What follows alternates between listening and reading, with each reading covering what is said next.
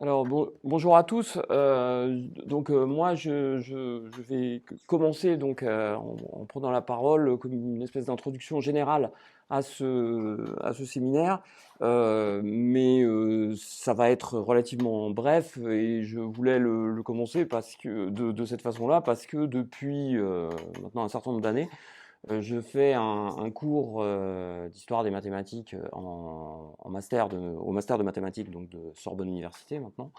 Les premières séances montrent toujours que c'est pas mal de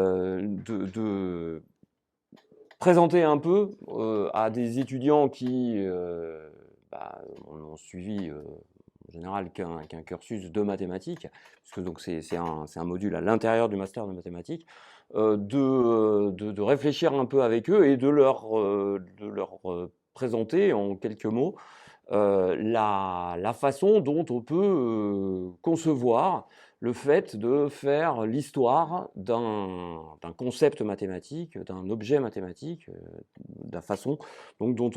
différentes façons dont on peut regarder l'histoire des mathématiques. Histoire, c'est le cas de le dire, de pouvoir, disons, faire émerger des questionnements par les étudiants sur les mathématiques qu'on leur enseigne.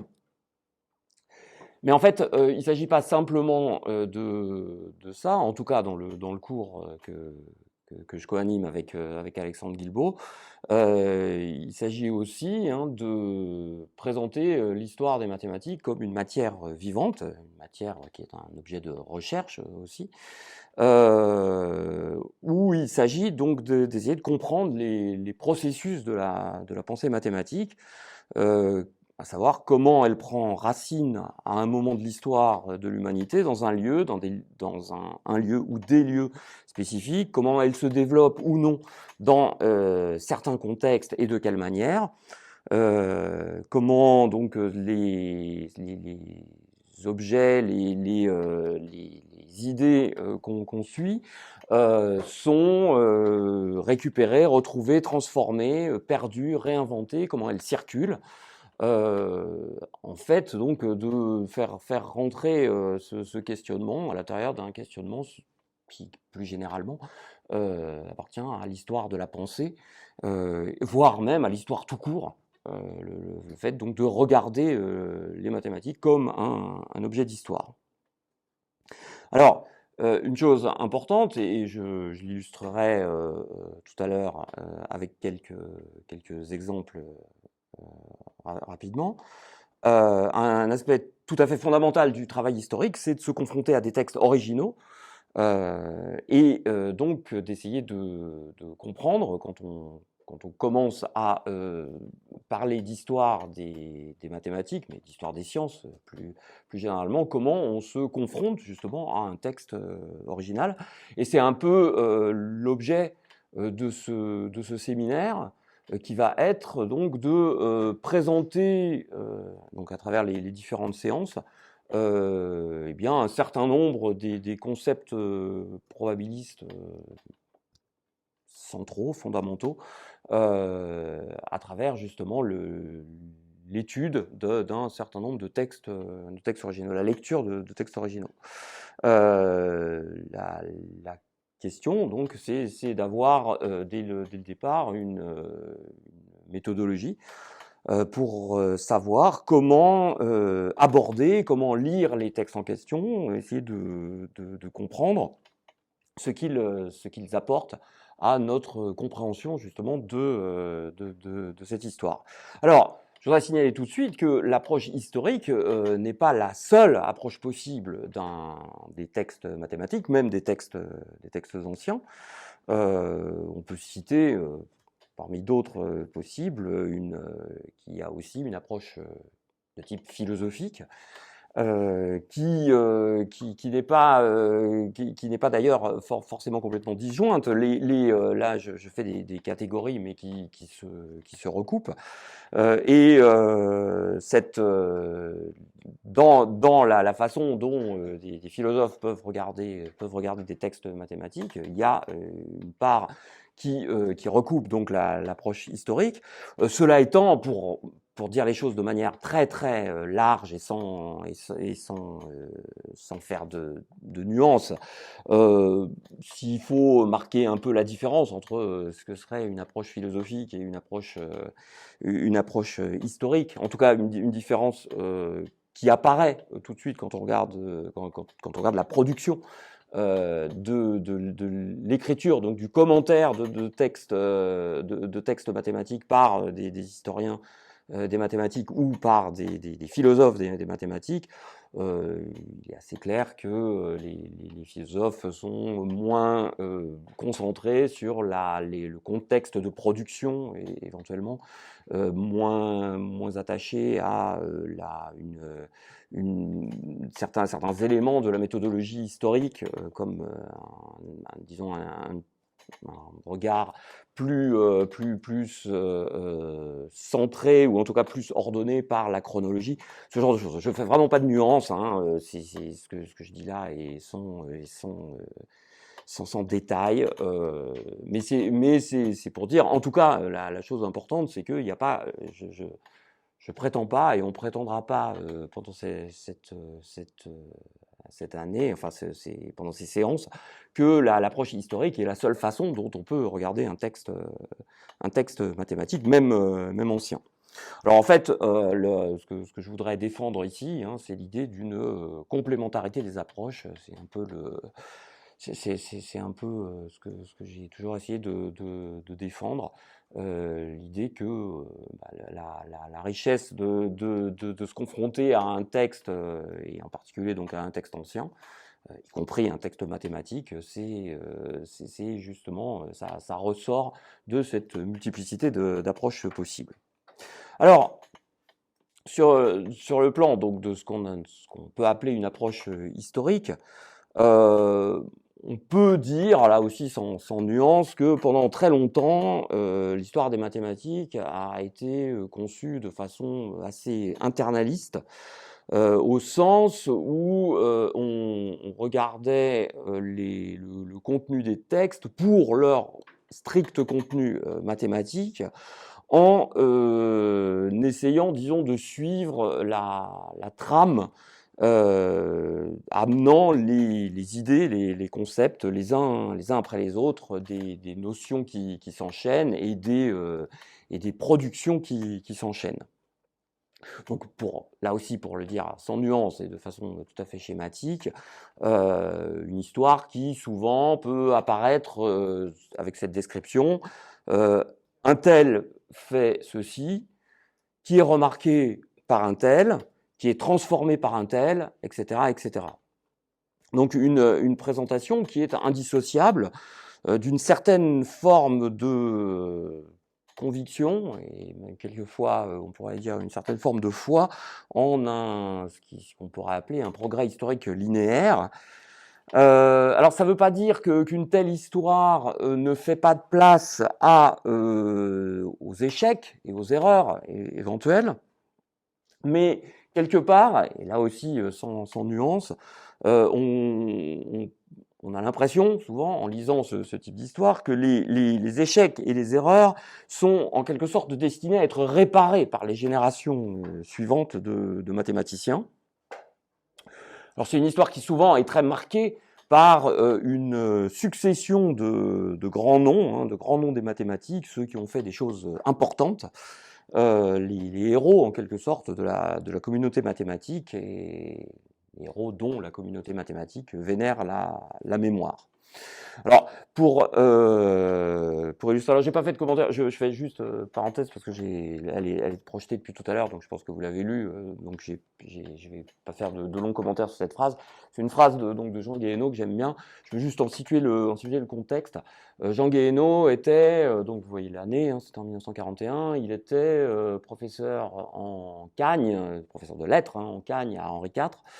Il a écrit donc un des textes les plus intéressants, un texte mémoriel les plus intéressants sur la période de l'occupation, qui a été publié, donc un journal, qui a été publié donc après la Libération, sous le titre Journal des années noires.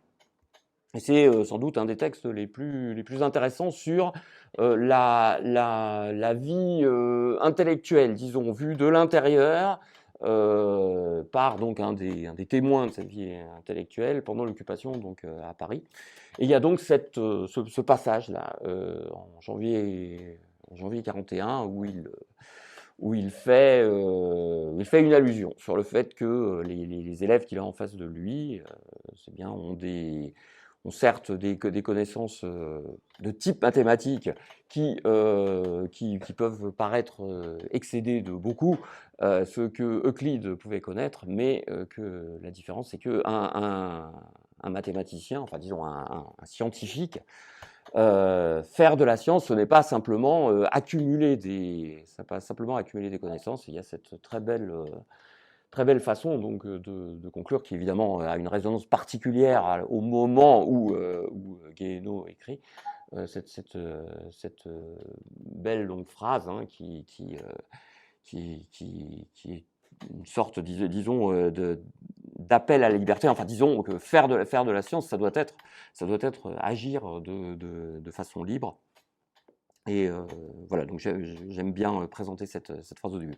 Alors je reviens à mon propos, je disais sur une présentation donc de l'histoire des mathématiques de façon assez internaliste, comme on a pu la voir pendant longtemps. Il y a quelqu'un à admettre pour le coup.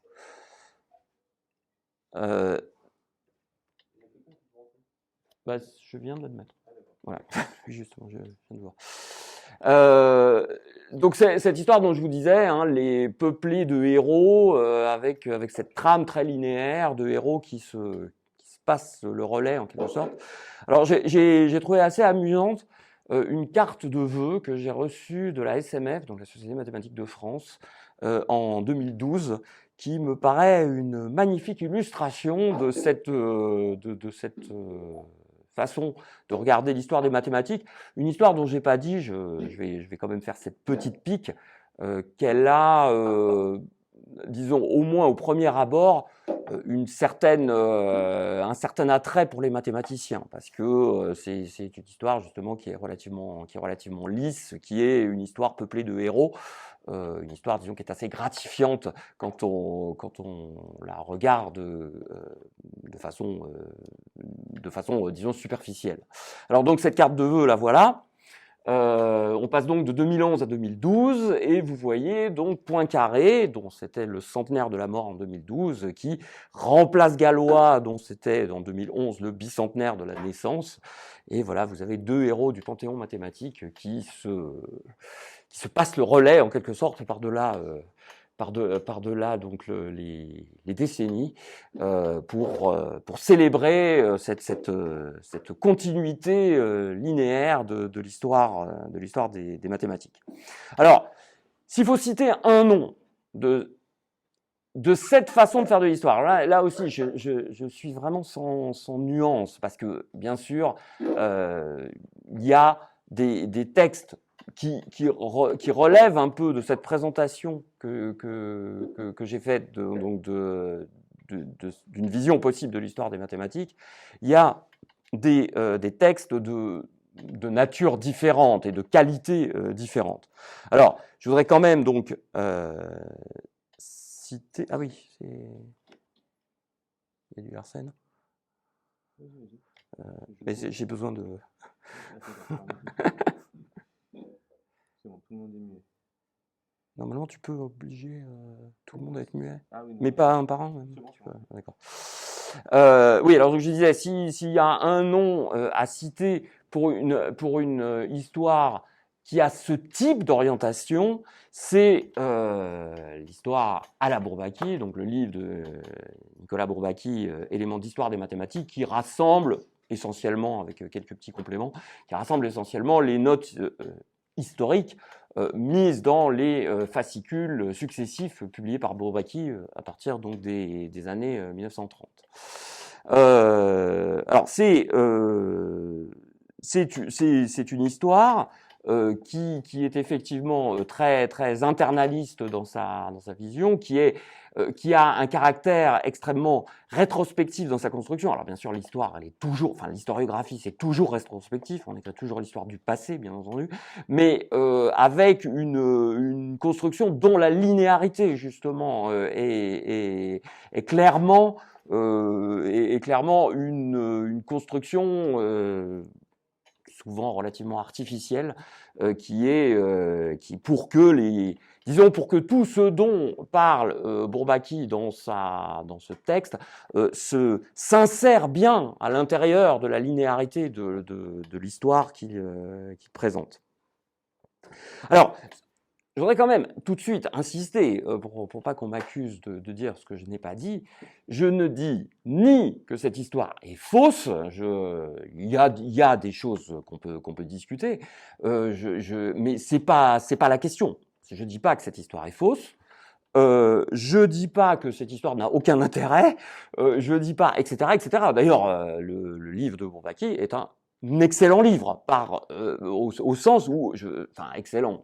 Ce que je veux dire par là, c'est que on apprend beaucoup de choses quand on lit le livre de Bourbaki, et c'est une source. Mais alors justement, je reprends ce que je disais avant, c'est une source parmi d'autres. C'est-à-dire que l'histoire présentée par Bourbaki n'est pas l'alpha et l'oméga de l'histoire des mathématiques. Et c'est pas incontournable. Alors, en particulier lié à une chose que je veux souligner, c'est que si vous réfléchissez bien, il serait naïf de penser que le choix des acteurs, le choix de ceux dont on décide qu'on va en parler dans l'histoire qu'on va écrire, donc que ce choix des acteurs est quelque chose de complètement neutre, ou de quelque chose qui est complètement, disons, imposé de l'extérieur. Et ceci en particulier quand on opère un choix qui, de façon consciente ou pas consciente, consiste à répéter ce qui a été dit avant. C'est-à-dire que le fait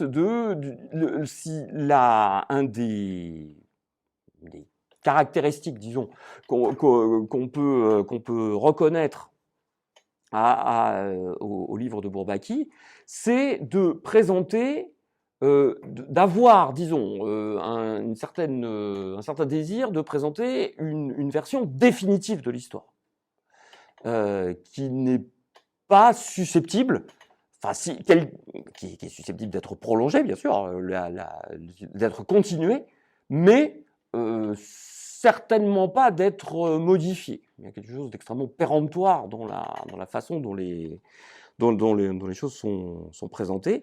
Et ça, comme je disais, c'est tout sauf neutre. Il y a évidemment dans les choix qui sont faits, hein, la carte de vœux que je vous ai montrée avant, le fait qu'on ait choisi Galois et Poincaré, je vous fais remarquer, par exemple, c'est la chose la plus évidente et qui évidemment qui crève les yeux, c'est deux Français. Après tout, c'est pas parce que, je sais bien, c'est la Société mathématique de France, mais enfin, on aurait pu penser aussi qu'on pouvait choisir d'autres personnages. Alors bon, là je prends l'exemple le plus, enfin le fait qu'il soit français, la chose la plus immédiate et quelque part, enfin j'allais dire une des moins intéressantes. C'est pas, il y aura des choses à dire aussi dessus, mais si on regarde de manière plus fine, le fait d'avoir choisi Galois et d'avoir choisi Poincaré, ça repose sur d'autres choses. J'aurai l'occasion de redire quelques mots sur Galois un petit peu plus tard. Alors, voilà donc une première façon, cette façon, disons, très internaliste, comme je disais, de regarder l'histoire des sciences qui peut être teintée éventuellement d'une certaine forme donc de naïveté, justement par le fait de penser voilà, que il y a cette succession linéaire donc de textes, de producteurs qui s'enchaînent. Alors un versant en quelque sorte opposé, diamétralement opposé de l'histoire, alors des mathématiques, mais je vais dire plus généralement de l'histoire des sciences, est représenté par ce qu'on a appelé les social studies ou les science studies,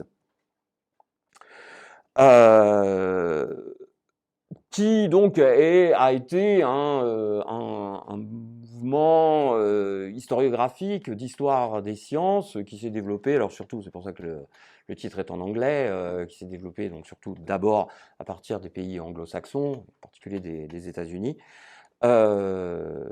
pour donc regarder les sciences et la production scientifique d'une autre façon.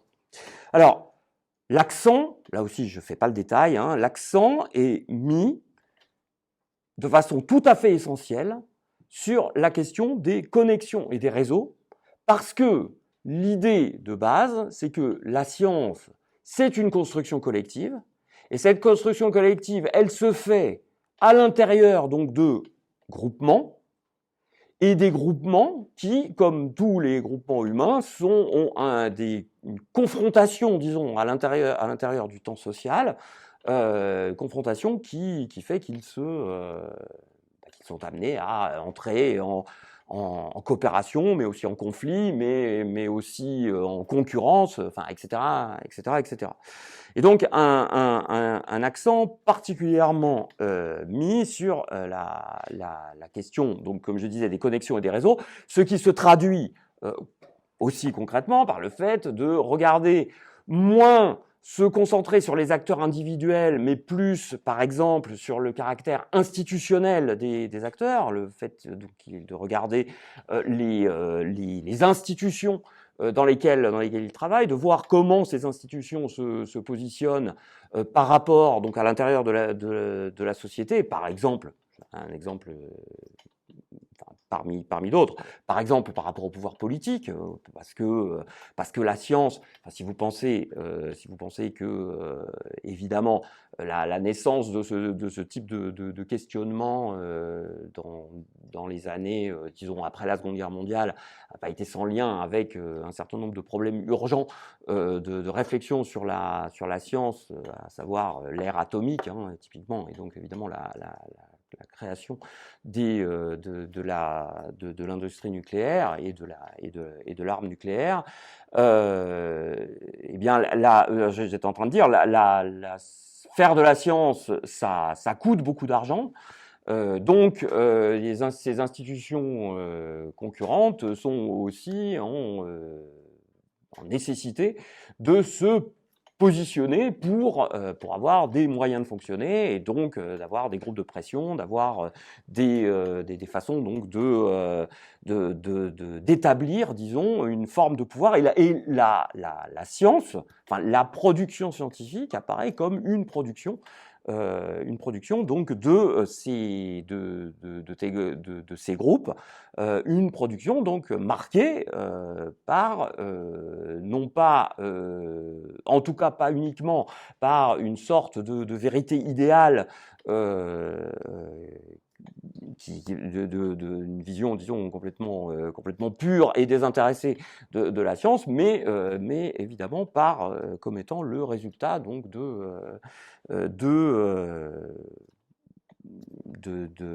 discussions, de disputes, de controverses sur l'utilisation des moyens, etc., etc. Dans le cadre donc le cadre où les institutions donc fonctionnent. Alors, l'avantage d'une telle vision, clairement, c'est que elle permet de faire ressortir, c'est son essence même, l'aspect collectif de la production, au détriment d'une vision héroïsante qui était un peu la caractéristique ou un travers, disons, assez courant d'une histoire, enfin de la première façon que j'ai décrite. Et effectivement, enfin, si vous regardez le livre de Bourbaki, c'est assez typique de ce côté-là, sur le fait, comme je disais tout à l'heure, de voir dans le texte de Bourbaki une succession de noms, une succession, disons, de héros du panthéon mathématique qui jalonnent la production mathématique.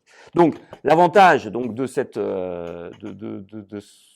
regard proposé par les Science Studies, c'est de bien faire ressortir l'aspect collectif au détriment d'une vision héroïsante, donc à travers le rôle des institutions, le rôle donc de l'importance sociale donnée à la pratique scientifique, qui sont donc soulignés comme des facteurs absolument primordiaux de l'activité.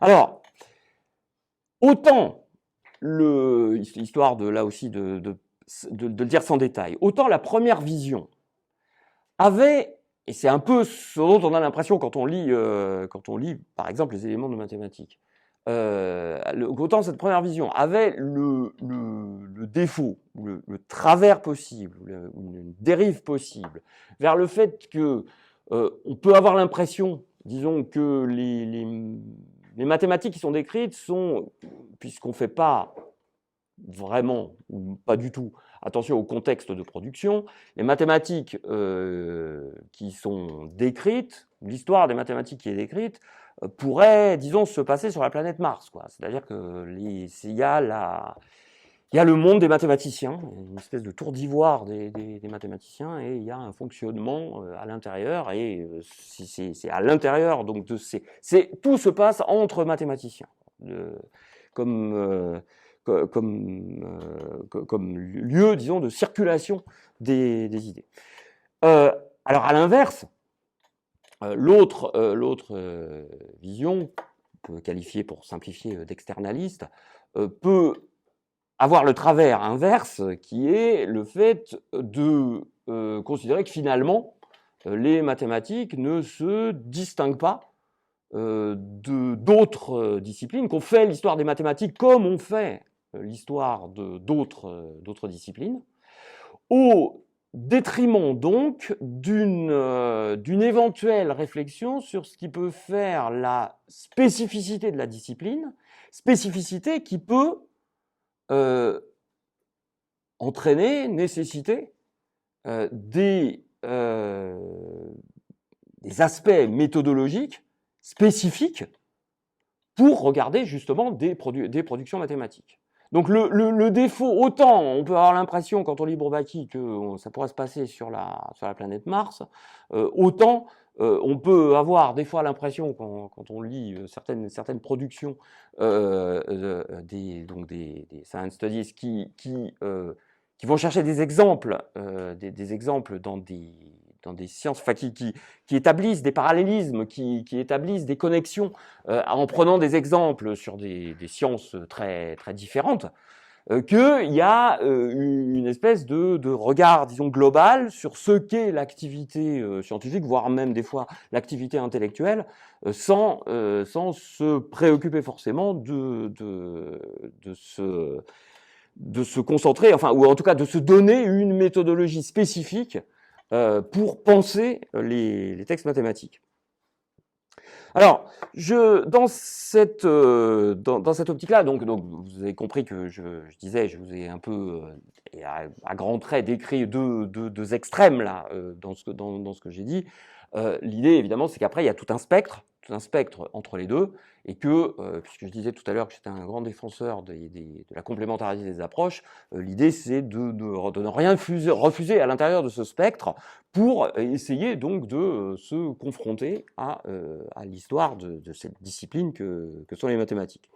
Alors, je voulais vous conseiller, j'ai mis, d'ailleurs, Victor, tu les as mis, les deux textes D'accord, ok, donc ils seront sur le site. Je voulais vous conseiller dans cet esprit-là de regarder un numéro de la revue de synthèse. Alors c'est accessible gratuitement hein, sur le site de la revue ou à travers Springer. Enfin en tout cas les numéros un petit peu d'il y a quelques années sont accessibles entièrement gratuitement. Donc il y a un numéro en 2010 qui a été dirigé par Caroline Erhardt, Alain Bernard et Frédéric Breschenmacher. J'oublie quelqu'un, je ne sais plus qui. donc qui s'appelle Histoire des... Enfin, dont le titre, c'est un numéro thématique, hein, s'appelle Histoire sociale des mathématiques. Et je voulais vous conseiller en particulier, donc c'est ça qui sera sur le site demain, je voudrais vous conseiller en particulier, une seconde, il faut que je fasse rentrer quelqu'un, voilà. Vous conseillez donc de regarder au moins deux choses, donc les deux textes que je vais fait mettre. Donc il y a le texte de Caroline Erhardt, qui est l'introduction générale au numéro, donc qui s'appelle Histoire sociale des mathématiques, qui revient un peu, et de manière plus fine que je ne l'ai faite, sur ces diverses façons, disons, de regarder l'histoire des mathématiques et la façon dont l'évolution de l'historiographie, en particulier dans les, disons, 15-20 dernières années, a permis justement d'affiner la méthodologie historique et de regarder les textes mathématiques à la fois en tenant compte de leur contexte de production, donc un peu ce qui est ce que nous ont appris les Science Studies, mais également en développant donc une méthodologie spécifique au fait de regarder les textes mathématiques. Et le deuxième texte, donc c'est la propre contribution donc de Caroline Erhardt. Alors Caroline Erhardt, juste pour dire en deux mots, hein, c'est quelqu'un qui a fait sa thèse en fait sur Galois, et plus précisément qui a fait sa thèse sur, qui a, disons, revisité Galois. Alors, elle a écrit plusieurs livres et plusieurs textes. Alors, je crois qu'il y en a un qui s'appelle Galois par-delà sa légende. Je suis plus sûr du titre, mais enfin, il y a quelque chose de cet ordre-là. Et l'idée était effectivement d'essayer de regarder de plus près comment se situe Galois, le personnage Galois, la production de Galois en tant que production du personnage Galois, mais la façon dont les travaux de Galois ont été récupérés, et la façon dont Galois nous a été transmis. Et donc le texte là que Caroline présente, hein, qui s'appelle donc la naissance posthume d'Évariste Galois, dit bien déjà ce que Caroline veut souligner dans son texte, c'est que il y a la façon dont Galois a été redécouvert et a été présenté est une lecture qui s'inscrit dans le moment où cette découverte a été faite, en l'occurrence par Liouville, et dans un contexte tout à fait spécifique. Et la façon dont j'allais dire la mémoire de Galois a été transmise, mais c'est même pas que la mémoire de Galois a été transmise, c'est la façon dont Galois, les travaux de Galois sont réapparus et ont été mis à étudier, mis à disposition, réinterprété, évidemment, appartient à une autre époque que celle de Galois. Alors, juste parce qu'on est ici, je voudrais aussi dire, alors c'est d'autres choses dont Caroline parle dans sa thèse, mais dont elle ne parle pas dans ce texte-là. Il y a quelque chose aussi qui est important pour comprendre le phénomène gallois et pour comprendre la carte de vœux que je vous montrais tout à l'heure, c'est que Galois, la légende Galois, elle appartient aussi à quelque chose de beaucoup plus tardif, à savoir de la fin du XIXe siècle, dans un contexte institutionnel tout à fait spécifique, avec, là aussi je ne fais pas le détail, avec une prise de pouvoir, disons, de l'école normale supérieure sur l'école polytechnique, un moment de bascule, hein, où le début du XIXe siècle en France, le début mathématique donc, du XIXe siècle se passe essentiellement à l'école polytechnique, et la fin du XIXe siècle se passe à l'école normale supérieure, et Galois va être un des héros posthumes, bien sûr, de cette évolution. Je vous renvoie aux travaux de Caroline, hein, je ne vais pas en dire plus, elle a publié pas mal de textes très bons sur sur ce sujet-là. Alors, en fait, comme je disais, moi, ce que je voulais dire au début donc, de ces séances, c'est peut-être le seul message donc, que je voulais faire passer, c'est la justification d'une complémentarité des approches, le fait de refuser aucun regard sur les textes mathématiques, sur les textes, donc aucun regard qui apporte donc des éléments d'information. L'idée un peu, disons que chacun se mette autour d'une table et apporte sa pierre à l'édifice pour comprendre la complexité de la trame historique. Alors, évidemment, une fois que j'ai dit ça, négligez aucune source de questionnement, ça vous souligne, ça rejoint ce qu'est la méthodologie historique d'une façon générale, c'est pas du tout spécifiquement celle des mathématiques. Et évidemment, ça souligne tout de suite l'utopie du projet, c'est-à-dire que évidemment le projet historique en lui-même est profondément utopique. L'histoire, c'est l'histoire du passé, et le passé, c'est le passé, et il y a rien à y faire. Donc il y a forcément quelque chose d'utopique à vouloir essayer de comprendre le passé. Je voudrais vous donner un exemple que je donne à mes étudiants, alors qui est exprès, c'est pas du tout un exemple qui porte sur les maths, mais qui me semble quand même extrêmement parlant. Alors l'exemple, en fait, il est tiré de l'œuvre, enfin, ou plus exactement d'une interview d'un grand historien du XXe siècle, Georges Duby, un historien du Moyen-Âge, hein, médiéviste, qui, disons, raconte l'anecdote suivante. Il dit, voilà, je suis... donc c'est quelqu'un qui a beaucoup étudié, en particulier donc les ordres monastiques autour de l'abbaye de Cluny, et donc qui a passé beaucoup de temps à éplucher les chartes, les manuscrits, hein, tirés donc des archives des moines donc de l'abbaye de Cluny. Et il dit, voilà, dans les archives, je tombe sur un manuscrit, donc pris en note par un moine, qui en fait sert de témoin à un contrat de mariage entre un homme et une femme.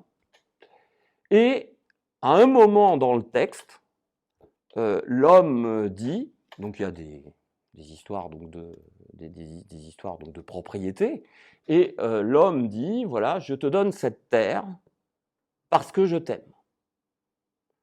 Et Duby dit, l'historien doit se demander, qu'est-ce que ça veut dire, je t'aime?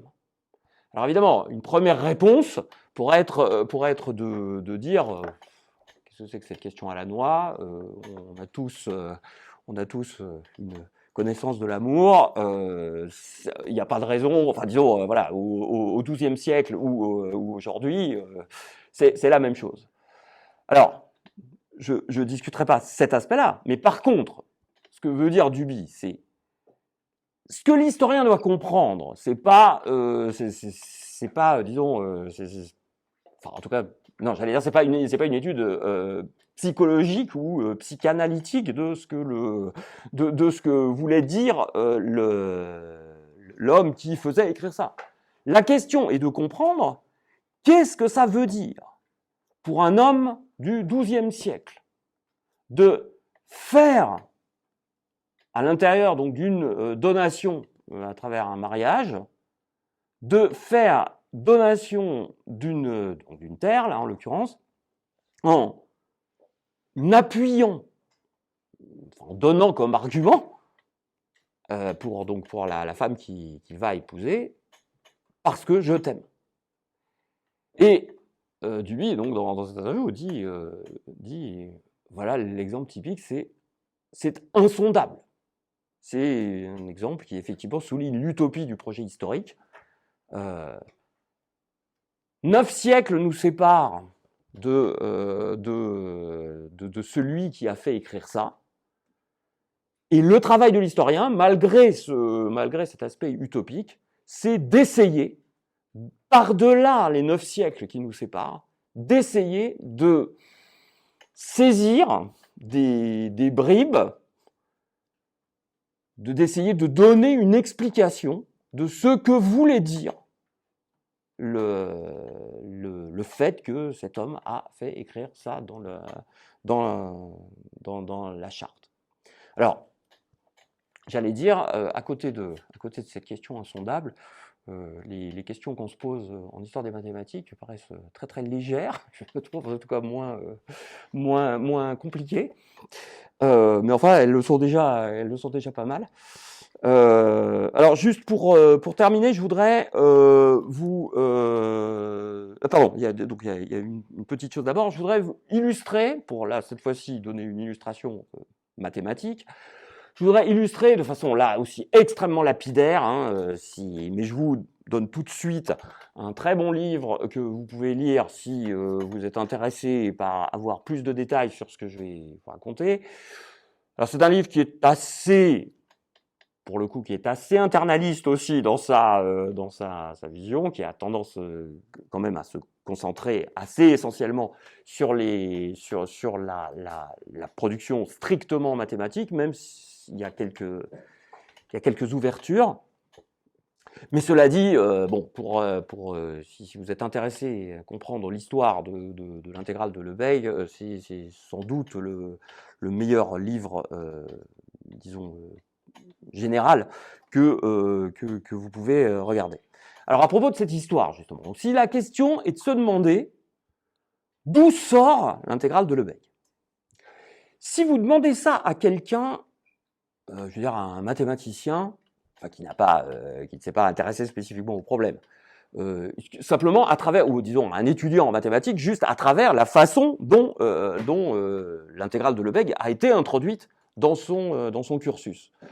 Je pense que, alors il y aura sans doute des nuances, enfin d'une manière ou d'une autre, je pense que la réponse qu'il faut attendre, c'est que l'intégrale de Lebesgue, c'était une extension de l'intégrale de Riemann, disons une façon d'intégrer des fonctions plus générales que l'intégrale de Riemann. Encore une fois, il y aura sûrement...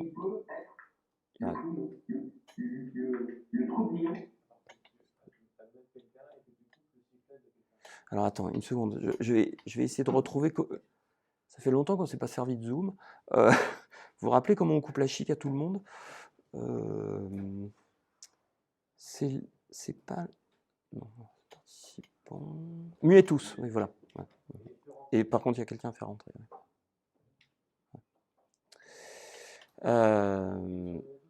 Désactiver, donc muet tous, ouais.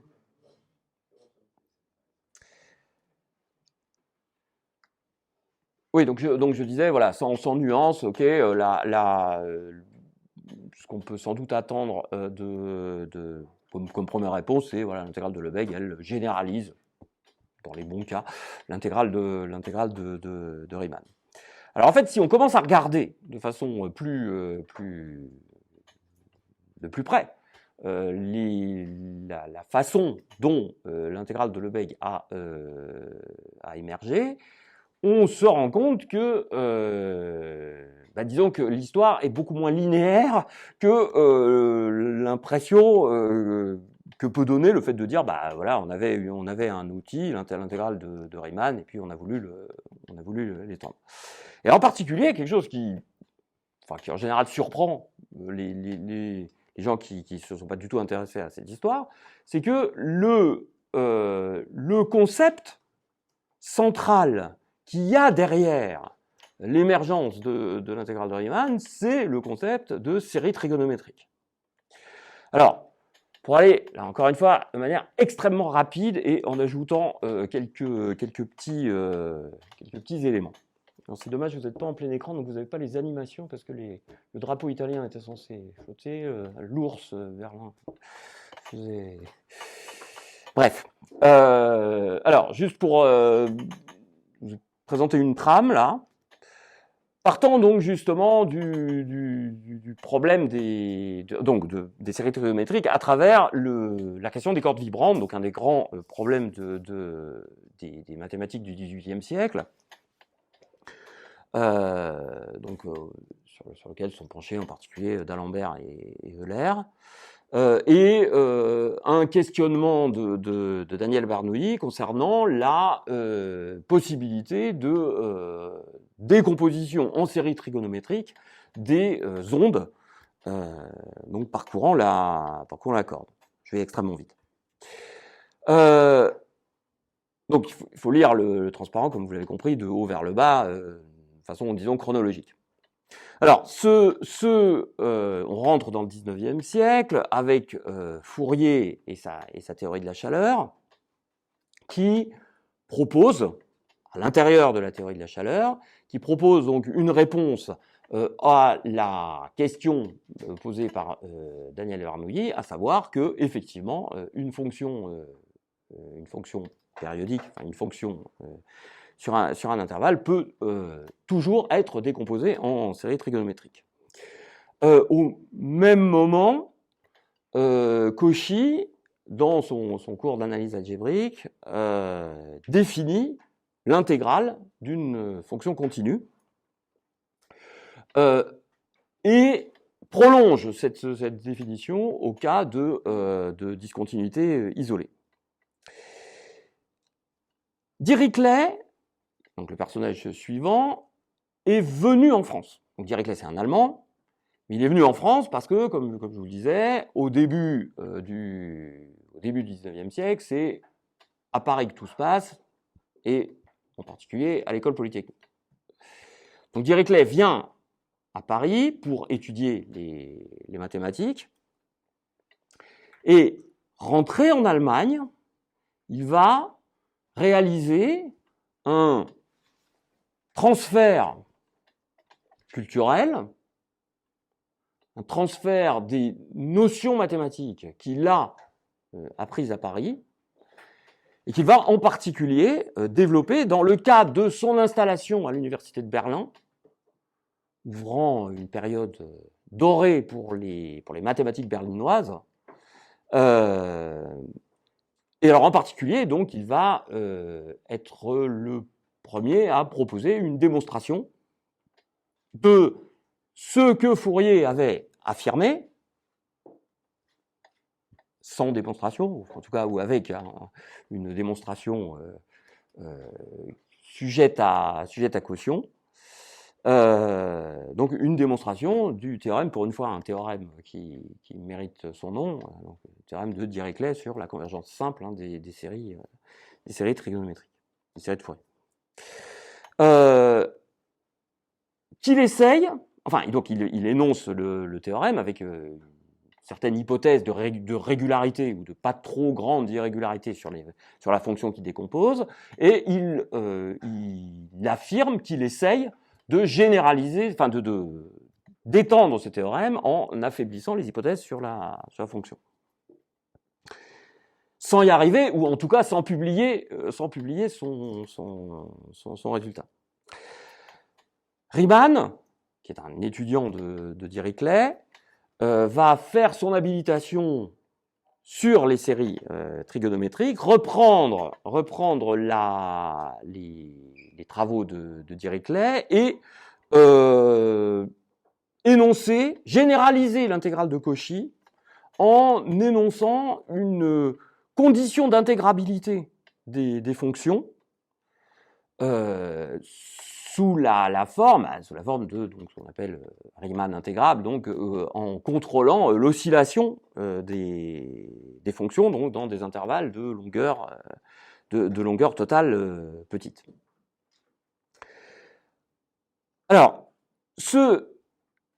déjà, vous voyez, je parlais du contexte. Donc déjà, au minimum, il y a déjà un contexte géographique là qui a évolué, puisque on était en France, on est passé en Allemagne, on est dans le cadre d'un développement fulgurant de l'université allemande, et en particulier des mathématiques en Allemagne. Dans cette lignée-là, Cantor, qui vient ensuite, va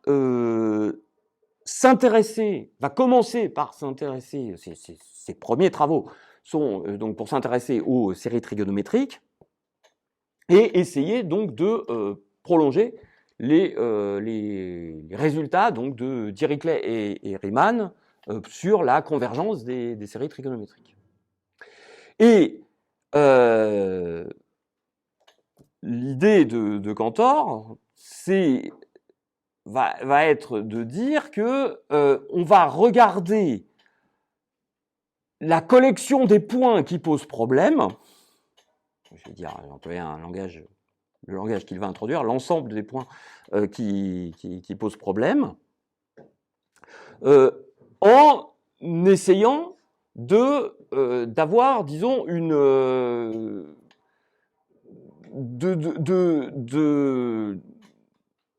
d'énoncer des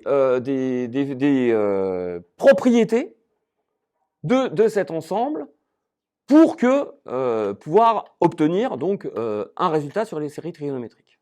Alors de là hein, naissent une façon, là où aussi bien chez Cauchy que, enfin disons jusqu'à Riemann, les points qui posaient problème étaient, disons, regardés un par un, enfin au sens étaient regardés comme des singularités isolées. L'idée de Cantor va être de regarder de façon globale, pendant qu'au même moment, alors autre circulation qui fait intervenir une question de contexte, on est à un moment aussi de l'histoire de l'Europe où une nouvelle, donc on a parlé de la montée en puissance de l'Allemagne, il y a aussi une montée en puissance de l'Italie, ou l'arrivée en tout cas de l'Italie comme nation indépendante, et un développement donc de la scène mathématique italienne, où quelqu'un comme Dini en particulier, hein, va reprendre lui aussi les travaux donc de ses prédécesseurs allemands, et donc en particulier de Riemann, pour développer une approche topologique, donc là aussi à travers une vision d'ensemble des questions fonctionnelles. Alors autre élément de contexte qui joue un rôle important dans cette histoire, c'est, alors là aussi vous n'avez pas l'animation, mais le canon était censé tirer des boulets, c'est la guerre de 1870, qui est un moment extrêmement important sur la scène intellectuelle française, un moment de remise en question, et un moment qui va se traduire en particulier par si je schématise énormément, je vous renvoie à des tas de textes pour l'avoir plus dans le détail, une sorte de mise en accusation de la vision de la science ou de l'enseignement scientifique qui était porté en France depuis le début du XIXe siècle, en particulier par l'école polytechnique, et c'est là où justement l'école normale supérieure, d'où l'image, va prendre un ascendant, et c'est assez spectaculaire parce que de façon très immédiate, si vous regardez on va dire les mathématiciens célèbres en France, les mathématiciens français célèbres du début du XIXe siècle et ceux de la fin du XIXe siècle, c'est tout à fait clair, ceux du début du XIXe siècle, c'est tous des polytechniciens, ceux de la fin du XIXe siècle, c'est tous des normaliens. Alors je sais bien, il y a des exceptions, Henri Poincaré par exemple, mais bon, c'est l'exception qui confirme la règle, et c'est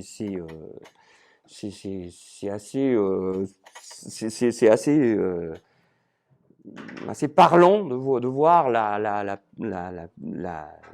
puissance institutionnelle, disons, qui se met en place à travers donc justement l'évolution du temps.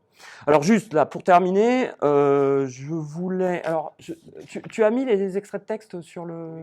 Oui. Alors par contre, ce qu'il y a, c'est qu'on les a pas mis.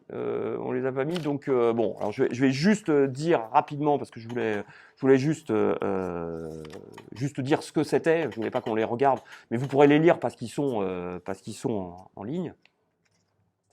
Alors j'ai mis donc un petit PDF avec quelques textes un peu, j'allais dire un peu au hasard, pas tout à fait, pour illustrer différentes façons de regarder l'histoire des mathématiques ou l'histoire des sciences, un peu dans le cadre des différentes présentations que j'évoquais tout à l'heure. Alors le premier texte, vu qu'on est dans ce séminaire qui va parler donc des probabilités, c'est un texte d'Ernest Coumet qui a été publié dans les Annales, donc dans une revue d'histoire, d'histoire générale, en 1970, je crois, 70, 71, 70, je crois, qui s'appelle « La théorie du hasard est-elle née par hasard ?» et qui veut montrer que la réponse évidemment est non, et que ce n'est pas simplement de la rencontre fortuite de l'échange entre Pascal et Fermat, asticoté par les questions du Chevalier de Méret, que la réflexion sur le hasard et la production d'une théorie pour faire face à ce questionnement, justement, le questionnement sur le hasard, sur le risque, etc., eh bien, va apparaître. Le deuxième texte que j'ai mis, c'est des tout petits extraits, c'est juste pour vous donner une idée, aussi du type d'écriture. Le deuxième extrait, c'est un extrait du livre que Jean Dieudonné, donc un des Bourbaki historiques, avait publié dans les années 80, donc quelques années avant sa mort, qui s'appelle Pour l'honneur de l'esprit humain. Je crois que c'est dans celui-là. Enfin, en tout cas, c'est un texte de Jean Dieudonné, c'est sûr, et qui a un chapitre dont le titre lui-même est assez parlant. Le titre, c'est « Mathématiques vides et significatives ». Voilà, il y a un petit extrait où Dieudonné réfléchit à d'où viennent les mathématiques. Voilà, donc je vous conseille de le lire, c'est assez représentatif de ce que je disais tout à l'heure, de l'esprit dans lequel Bourbaki a composé ses éléments d'histoire des mathématiques. Le troisième texte, alors c'est pas un texte sur de l'histoire des mathématiques, mais sur l'histoire des sciences. Alors c'est un texte tiré d'un livre très étonnant.